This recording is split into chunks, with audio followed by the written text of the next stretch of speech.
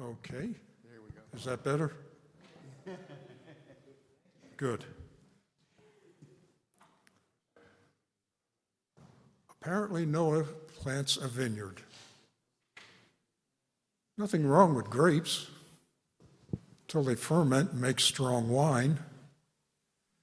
And unfortunately, Noah decides to drink of the strong wine and gets drunk and falls asleep naked.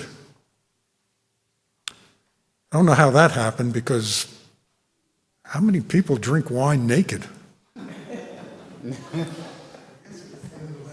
Just that. Maybe he got hot. Yeah. Yeah. Wine makes a mocker of men. Anyway, one of his sons comes in and sees him. Which son was the first one to come in? Ham. And Ham immediately respects his father's privacy and does what? He goes out laughing, letting people know all about it. Instead of respecting his father, hiding it, becomes a joke. Yeah. But I had to read that several times. Hold on. I had to read that several times. I was trying to figure out what was really so bad about that. But then when I went to Exodus and saw honor thy father and thy mother, that he did not honor his dad. He kind of made fun of him. So I often wondered if he wasn't just trying to escape. I mean, before the flood was a world with fruit, vegetables, trees, and then he spends almost a year on a boat with a bunch of animals and just his family. Then he gets down and they finally get a garden going. And I wonder if he wasn't thinking about the past and the future. Couldn't have been easy after the flood. And he was simply trying to escape the memories of what was and the future of what. Have you ever worried about the future? Where you're going? How things are going to turn out? Yeah. Apparently it was more than he could take. And he drank wine and he got drunk. The story tells us of Noah, the hero. Builds an ark when everybody's mocking him, gets all the animals and his family on board, survives close to a year on board this ark, disembarks, sets up a garden. This is a tale of a man who really went through a lot, almost a heroic story. And then we find out he gets drunk and he's naked. He's very human. God doesn't spare the details. He doesn't make his heroes all look wonderful and perfect. He tells it like it is.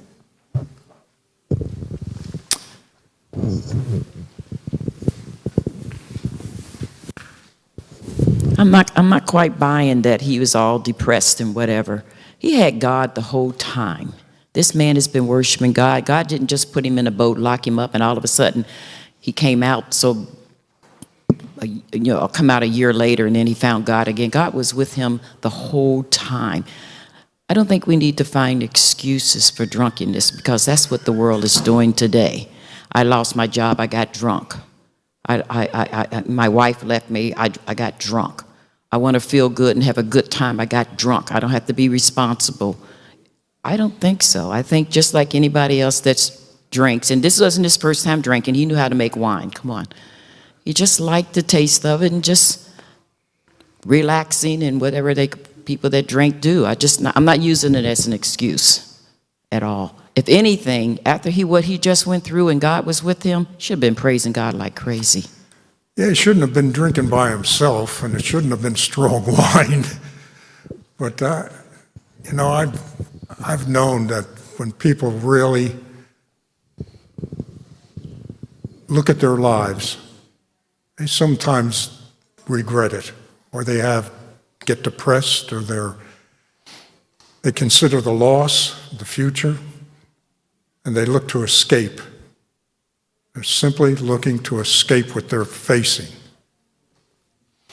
It could be before the flood, food didn't spoil as fast. Could And be. after the flood, they spoiled, and he didn't necessarily start drinking until he got to get drunk, but it was spoiled, and he drank it anyway. But the point is, Ham laughed at him and told everybody about it. Now, as far as not knowing the future, back in 17, I didn't know what the future held. I never had a clue I'd end up in Tennessee. That was all planned out ahead of me. I didn't have to worry about it, but I did. Yeah, I see in this story two different attitudes. One, he's just like us. He's no different. They bring him down. He's just one of the, Noah was the hero of the flood. Without him, there'd be nothing left. But now he's just one of us. He got drunk just like any one of us. We also see the two brothers who respect the parents and honor the parents and come in backwards with a robe to cover them. It's easy to mock somebody when they fail and take them down. It's another thing when you forget it, forgive them, and forget it, and never raise it again. Have you ever heard somebody hurt you, or you've hurt somebody? Or the phrase, I'll forgive them, but I'll never forget? It's not easy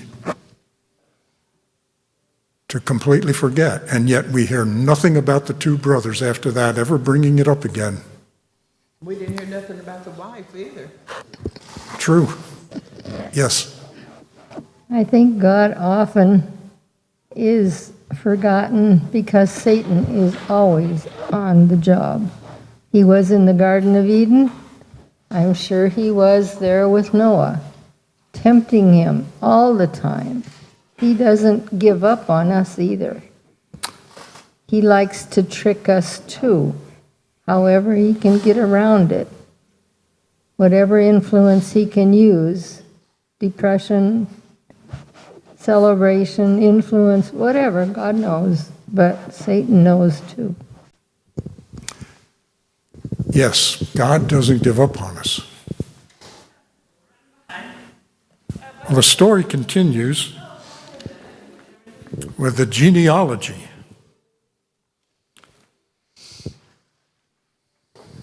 Why did they have this genealogy at this point? We're now looking at the pre-flood genealogy. Well, take a look at your quarterly on Monday.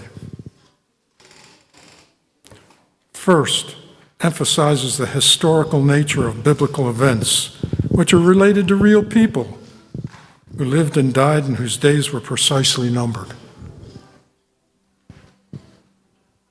How many of you like history? Yeah. I love history, learning about the past, what's happened, how we got to where we are. This is a history of biblical events. Second reason, demonstrates the continuity from antiquity to contemporary times of the writer, establishing a clear link from the past to the present. We tend to forget our past. Americans have short-term memories. We forget so quickly. How many of you know who Joe McCarthy is? A couple of you. He was a senator or congressman, I can't remember. Congressman? Who saw traitors in the American government everywhere. There are commies.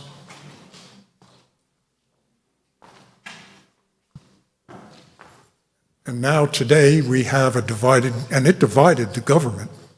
It really had a division. We have the division today over different issues, but not many people remember the 1950 Joe McCarthy today. Probably don't even teach it in history class. Bottom of that page, Monday. What this information shows us is a direct link between Adam and the patriarchs. They are all historical figures, real people from Adam onward.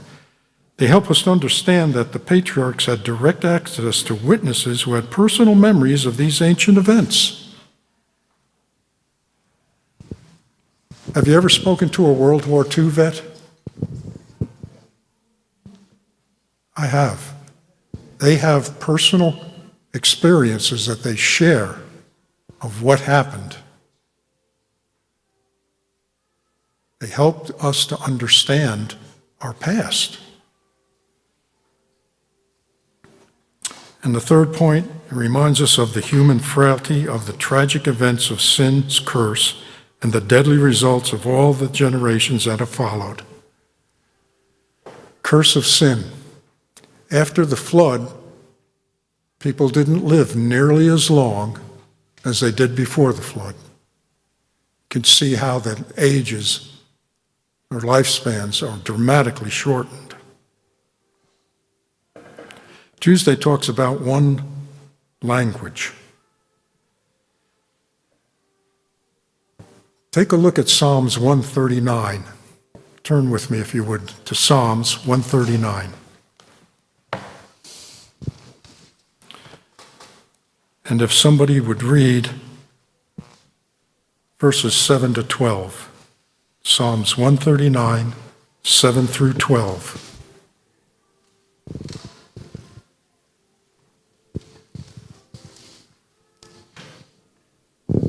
Nobody wants to read that? Virginia's. Whither shall I go from thy spirit, or whither shall I flee from thy presence? If I ascend up into heaven, thou art there. If I make my bed in hell, behold, thou art there. If I take the wings of the morning and dwell in the uttermost parts of the sea, even there shall thy hand lead me, and thy right hand shall hold me. If I say, surely the darkness shall cover me, even the night shall be light about me. Yea, the darkness hideth not from thee, but the night shineth as the day. The darkness and the light are both alike to thee. The people had one language.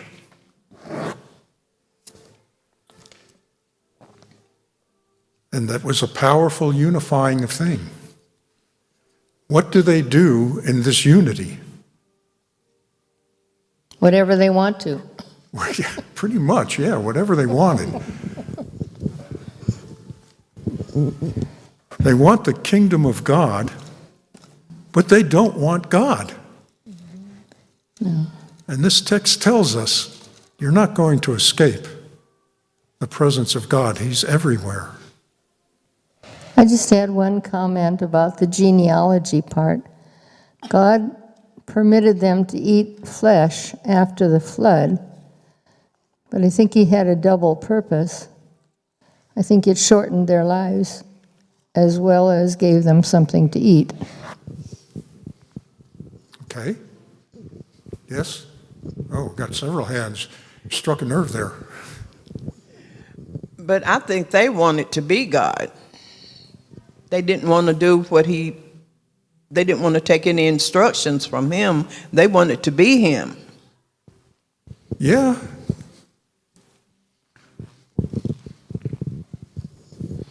As far as lifespan goes, living 800 and 900 years and all that wickedness went on in a person's life for that long. Now we have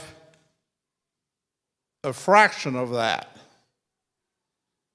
to do all the nonsense. So it ought to be a little easier not to not to go that way, but it isn't any. It's just as easy to go wrong as it is right. And you don't have as long to do it in, so you better get your act cleaned up. Another hand here? So in terms of what they did, they wanted to, like we were saying, they wanted to become like God. I was thinking about a couple lessons ago, they were talking about how there were men of renown when the women of man were attractive to the sons of God. Mm-hmm. And so they became renowned. And you think about that word, and how do you recognize a person as being renowned? Like, what makes them renowned? And typically it's because they do something outside of the norm. And the norm was to follow God back then.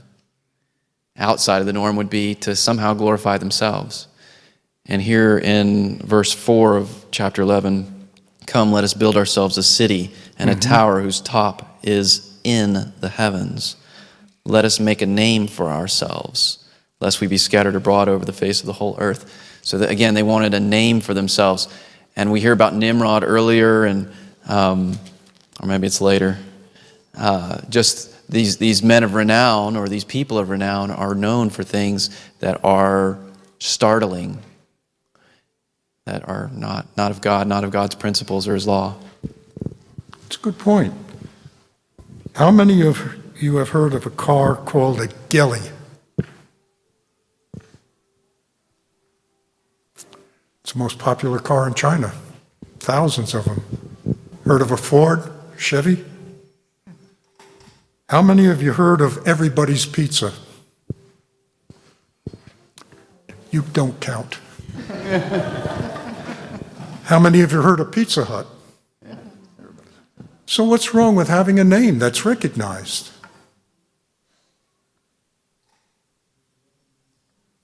What is it recognized for? Yeah, these people did not even want to recognize God. It's one thing to have a name that is public, open to the public. It's another thing to have a name that doesn't recognize God. These people, either climatologists today, have you seen what's happening in the world? Earthquakes, floods, tornadoes, drought, wars, rumors of wars. Have we been warned about this? And yet, well, no, it's due to human events. It's nothing to do with God in the end of time. This is due to human activity. Well, human activity played into it. We're a lot like these people back then. We look around, but we refuse to recognize that the hand of God is at work. They were going to build a tower because they didn't trust God, or, well, you know, it's climate change. We need to build a tower that we can get away. Not that this could be the end of time. Okay.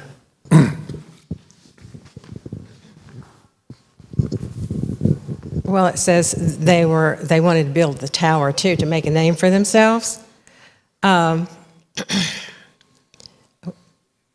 say in the 20th century, what was the tallest building in the world?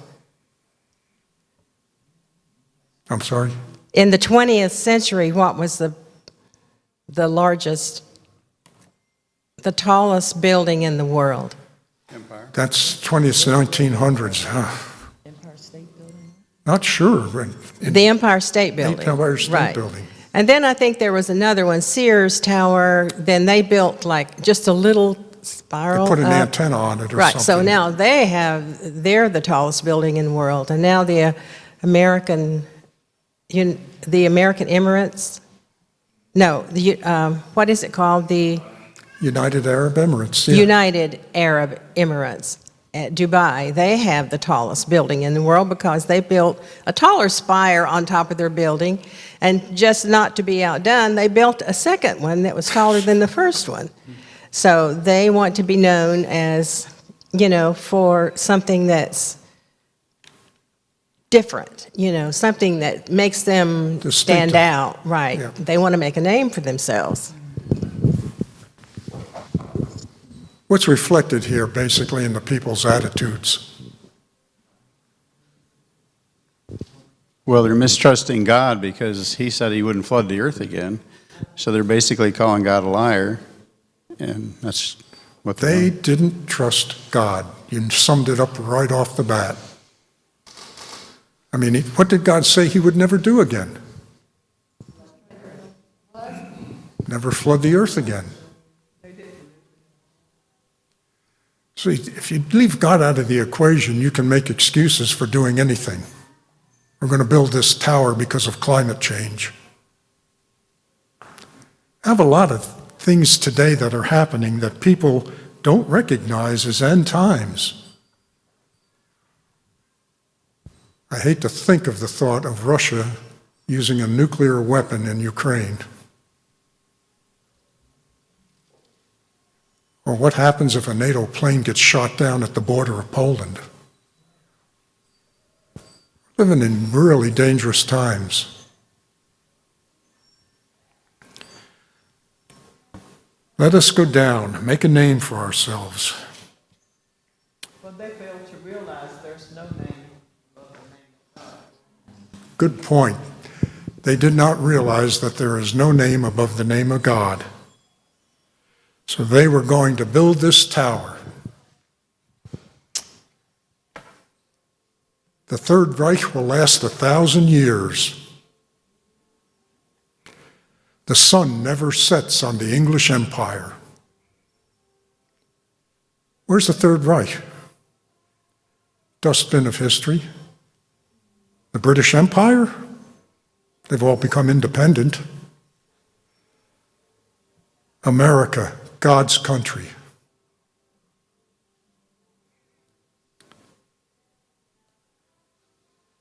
If we try to divorce ourselves from God, serving Him, acknowledging Him, what are the consequences? What happened to the Tower of Babel? Anybody ever know where that is now? Yeah, the British Empire, Third Reich, dustbin of history.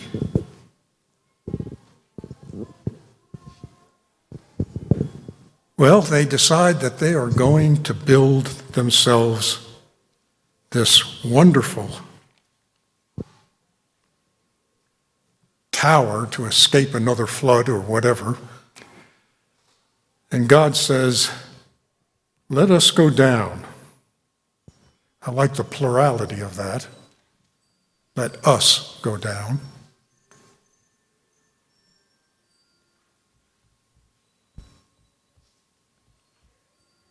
How many of you are familiar with Greek and Roman mythology, the gods, Zeus, Hera, Mercury?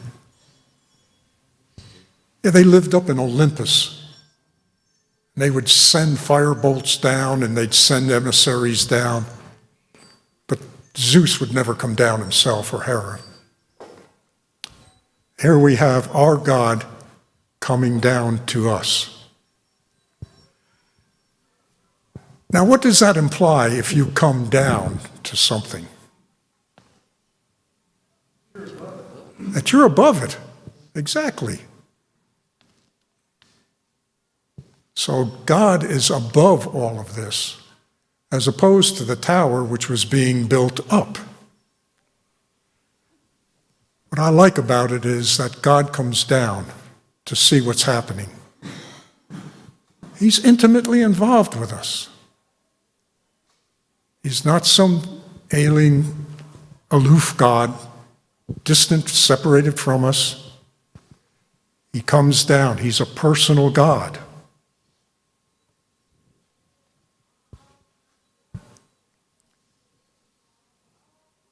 Have you ever set out on something and neglected to ask God for his blessing? Some kind of a project of some kind?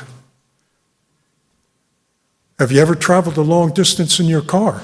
How many of you have gone a long distance in your car? Before you leave your driveway, do you ask for God's protection and guidance? I mean, it's carnage out there. Half the time I turn on the news and I get a traffic report, I-75 is shut down for an accident. Or I-40 downtown is backed up for an accident. We need God's protection. We need him to be with us. And yet these people thought they were going to live above God. They thought that, what's the spirit behind that?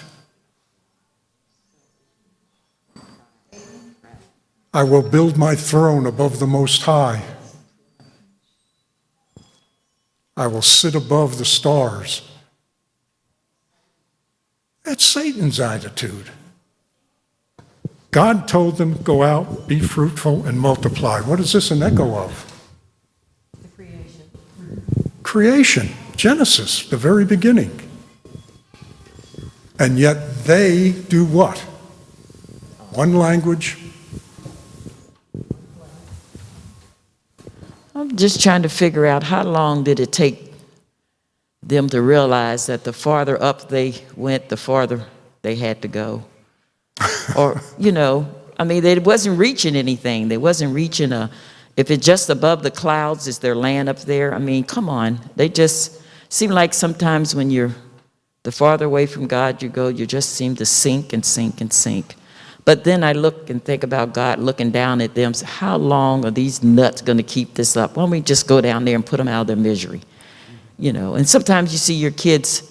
I used to watch, my son's not listening, my son putting puzzles together, and when the piece didn't fit, he'll bang it up in there and make it fit. Or I mean, you have to follow the plan. Like you say, a map, you have to follow directions, or you're not going to arrive where you need to go. Yeah. Told you the story about the tool shed I tried to make one time. Wound up putting a match to it till Kay's dad come, the master builder, and we finally actually built this tool shed that's still standing. I think mine collapsed after about 3 months.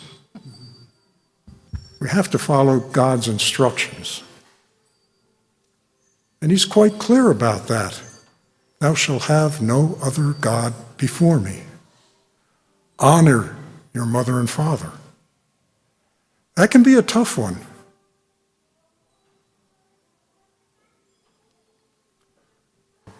I see on the news how some parents have killed their kids, buried them, abused them. How do you honor a parent like that?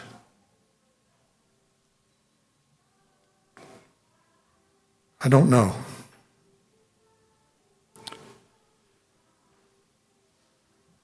Well, they were going to make a name for themselves. Arrogance and pride.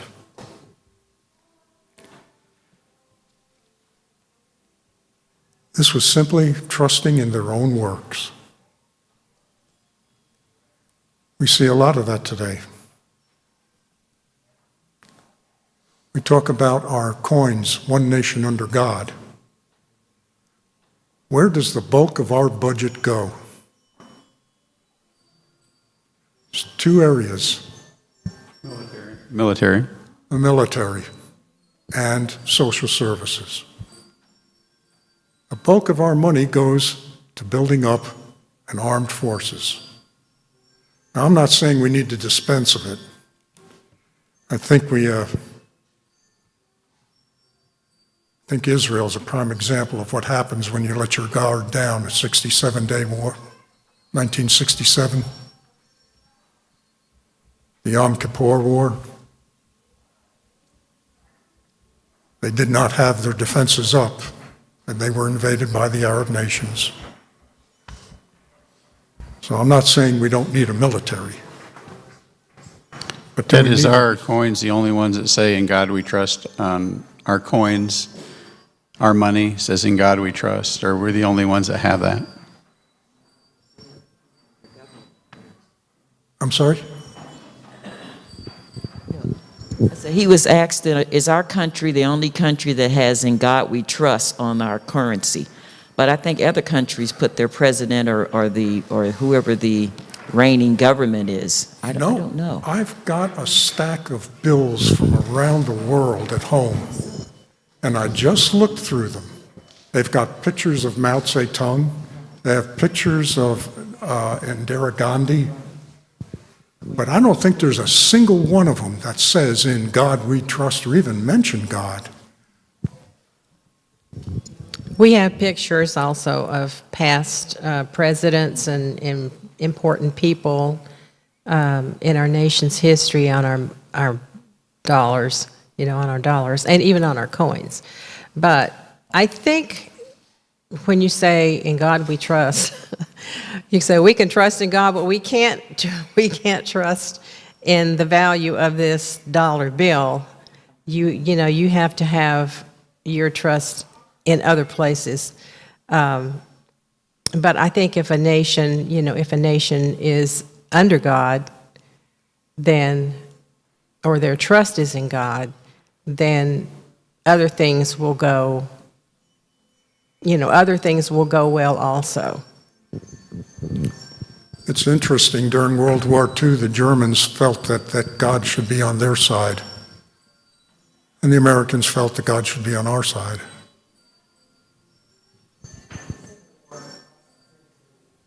I'm sorry? Civil War was the same way. Both the North and the South felt God was on their side.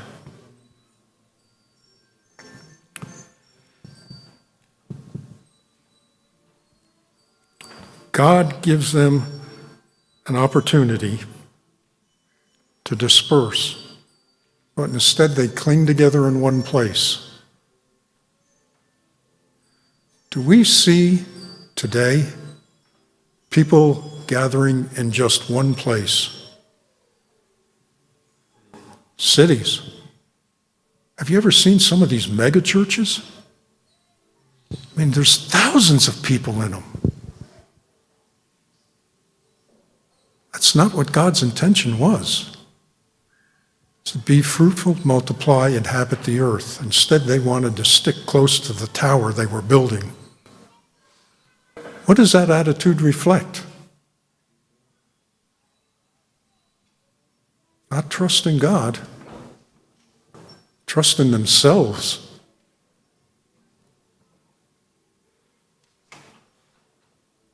Well, I've been doing a lot of talking.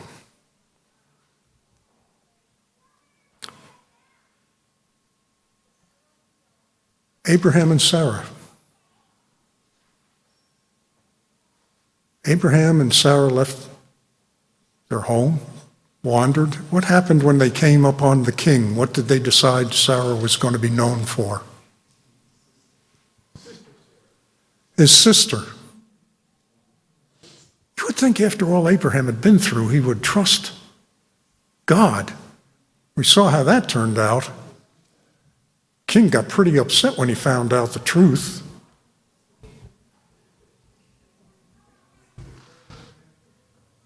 We're trusting in our own works instead of God.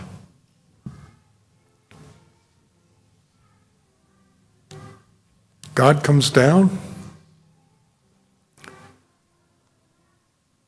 and the people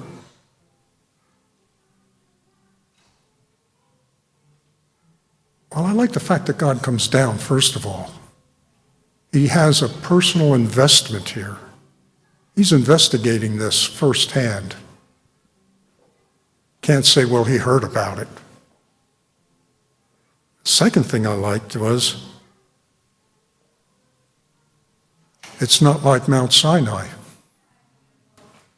When God displayed his power and might and strength at Sinai, what did the people do when Moses said, come meet your Lord. Not us. You go talk to him lest he kill us. At least they had a recognition of their mortality and possibly sinfulness. In this instance, God actually comes down, and we don't have fire, we don't have rumbling. Maybe that was the point, the trouble. Maybe if he'd come down with fire and rumblings and earthquakes, they might have woke up. But did the people of the Exodus wake up with the fire, the thundering, the pillar of fire by day, cloud? At night, and the cloud on day? What does God have to do to get our attention?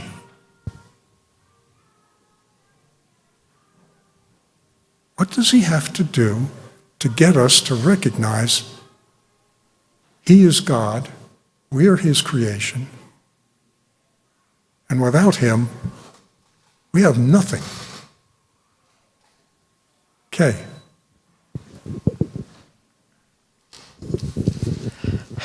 Well, our best example is when Jesus came down. God came down so that we would know the truth about God. Yeah. As revealed, through the life of Jesus. And, God came down and he was with Adam and Eve. He came down to see what was going on here. He sent his angels down in the past.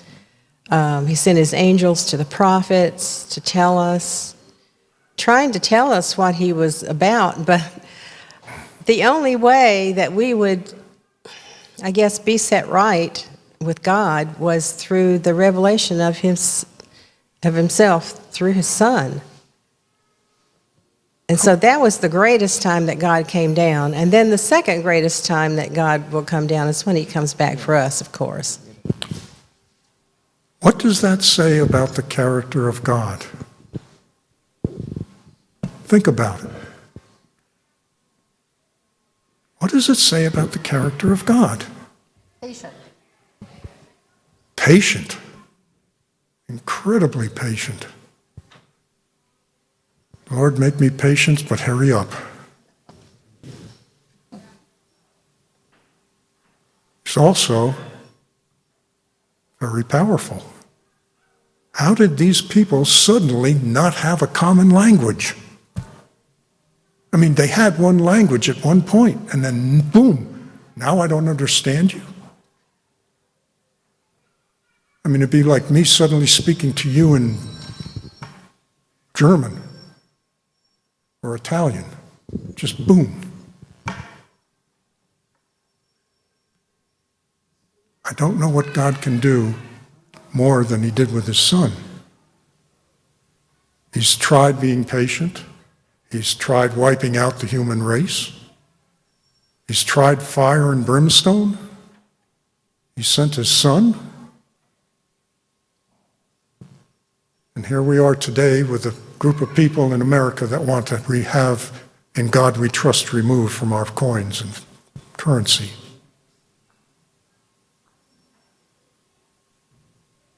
What does this say about the character of God and the great controversy? This didn't happen in a vacuum. Who is egging these people on to build this tower? You really can't trust him. Yeah, I know he said he wouldn't do it again. As God said he would never flood the flood again. And a rainbow. Or the rainbow, yeah. How would you feel if you'd lived in that age and a flood had wiped out everything? God promises never to do that again, gives a rainbow. And you still had Noah in your presence.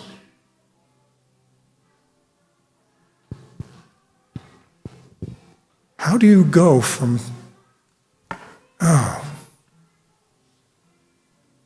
5 generations from Noah to Abraham, and Abraham has to be called out, set up his own family in a different land. Why does God put up with us?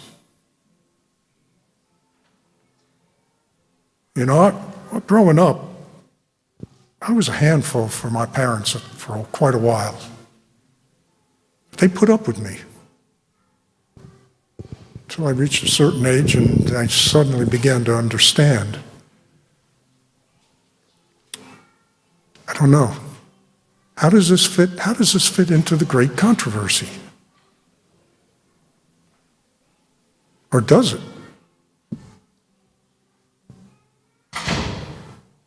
Nobody has a clue. Okay?